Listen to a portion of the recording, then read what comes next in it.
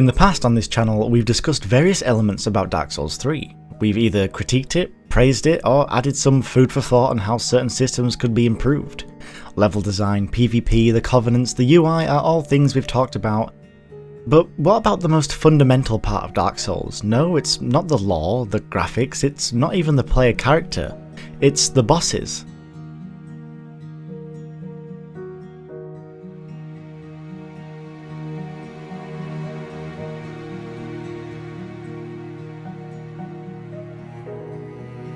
Dark Souls bosses in my eyes are one of the most important factors in these games. It might be why we remember the area we just went through. They could very easily make or break the game for some people. They play into our fear, especially when replaying through the game again.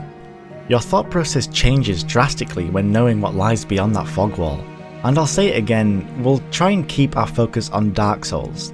I know there's bosses in other games, but we're a Dark Souls channel and I want to tap into what I think makes or break a boss fight in Dark Souls 3. Now, we're talking about bosses and whether or not me personally consider them a good fight or not. Because remember, this is my opinion, and I feel as though I've had enough experience with this series to give a somewhat valid input on a good boss fight. There's a few points we need to make sure we're aware of though. Aesthetics, this includes what the boss looks like, the arena. Is the boss visually stimulating? Another aspect we have to consider is the music. Now, music is generally overlooked, but it adds to the overall experience tremendously. Now, people say that the Soul of Cinder is a good boss fight, and I will argue the only reason people remember that boss isn't because of its moves or the arena, it's because of the music. It tugs on those nostalgia strings from the first game. But even going back to Dark Souls 1, what's the main reason people remember Gwyn? Let's not kid ourselves, it was the music. I'm looking for a boss that has the whole package, a great arena, great music, and interesting mechanics. Let's talk about mechanics for a second. I'll throw this out there, boss phases are great, I think they're fantastic. But the way FromSoft has executed different phases on some bosses I just don't agree with. I really dislike, and this is nitpicking I know, but I dislike the fact that on some bosses you'll have to get rid of their entire health bar, only for them to refill their health and to move on to the next phase. I dislike that. This seems to be bosses with a cutscene after the initial phase. Does it demolish my overall experience with the fight? No, not at all. And not every single boss has to be perfect here, I'm merely showcasing what I think the right ingredients needed to have a solid fight are. I think when you deplete a boss's health only for it to begin again slows the pace down of the fight way too much. But they've managed to perfect this on certain bosses. Gundyr, Aldrich, Pontiff all have different phases, yet the transition feels a lot more natural. It flows better when fighting, so we've got that point to consider.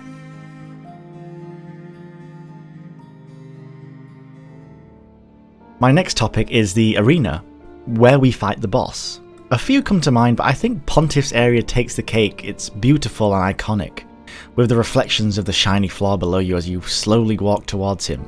The atmosphere here is astounding. It reminds me of my favourite boss fight in a Soulsborne game, Lady Maria.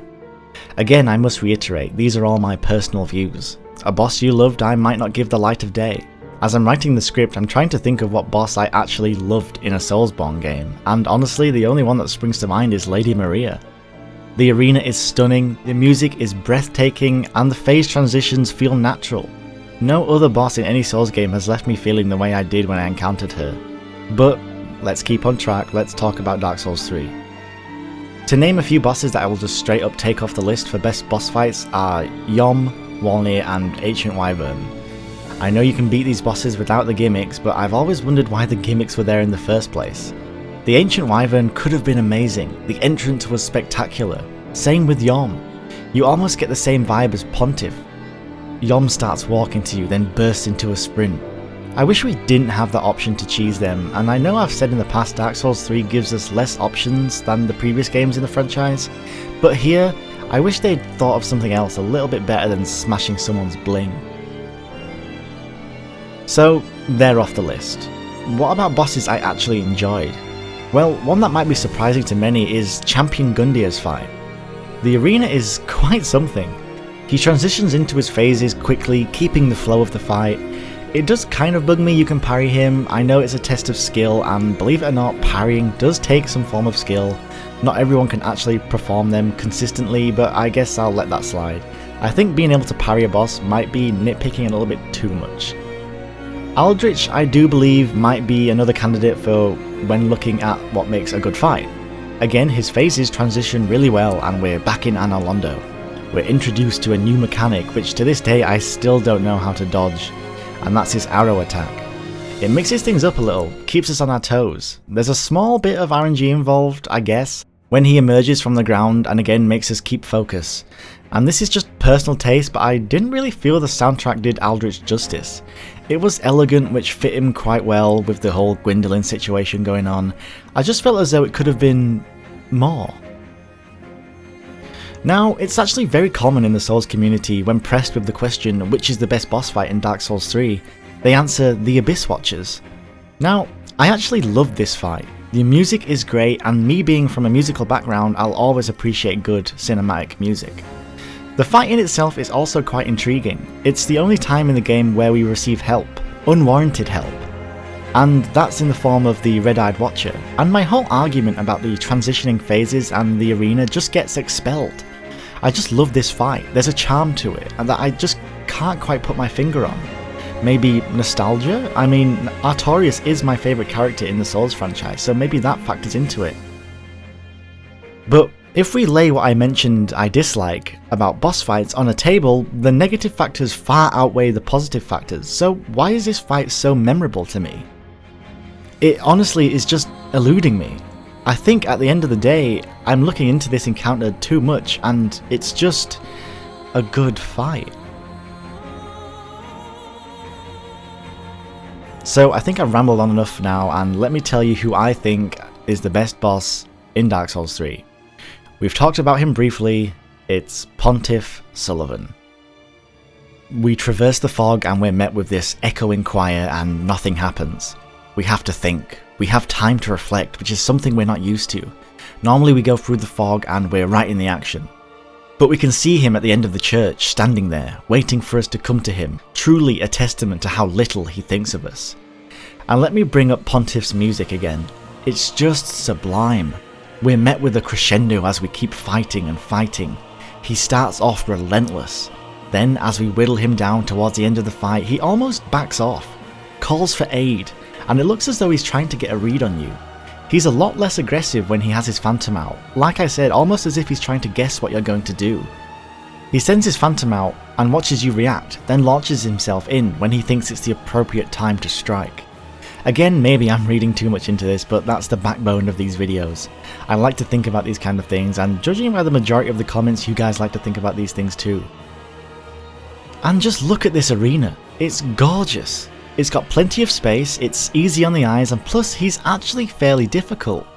And I know you can pretty much destroy him if you learn to parry him, but again that comes down to difficulty.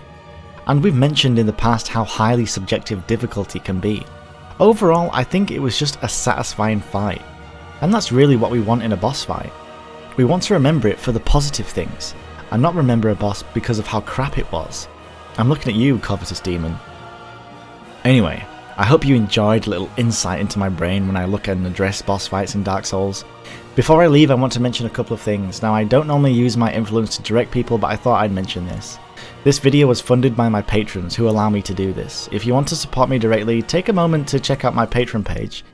There's a few benefits of being a patron of mine, and I'm looking to improve those rewards. It would really mean a lot. I also have an affiliate link with Greenman Gaming, so if you're looking to buy some games, perhaps use the link in the description, again supporting what I do here. And lastly, we hit 10,000 subscribers this week, and I honestly can't even fathom it. You guys are the greatest, and honestly the reason why I get up in the morning. We formed this amazing community, and I love talking to each and every one of you when I live stream or in our Discord server. I know a lot of content creators say this, but just seriously, thank you. I will leave you on that note. Take care everyone, be good to one another, and have a great day.